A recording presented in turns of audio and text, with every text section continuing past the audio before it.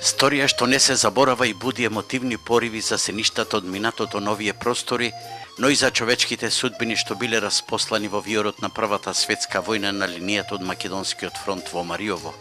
Ова е кусото резиме по синоќешното прожектирање на документарниот филм Уметникот од фронтот Валентин во Центарот за култура во Битола, во продукција на научното друштво од Битола и Алда од Скопје.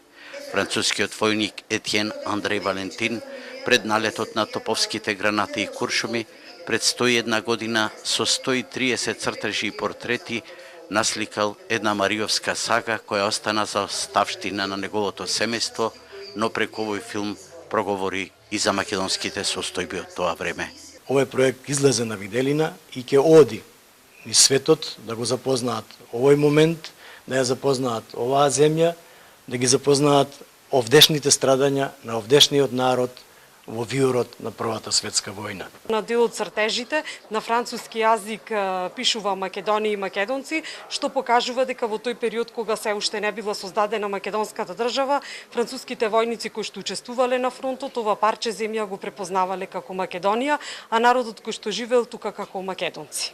Оваа приказна сепак ќе биде само еден миг откраднат од дождот на куршуми. Францускиот војник и талентиран уметник Валентин живел од 1893 до 1940 година, а ова заоставштина од Првата светска војна ја откри неговиот син после 20 години.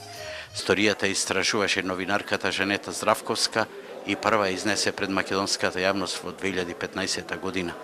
Дел од цртежите сега се наоѓаат и во музејската постановка на француските гробишта во Битола.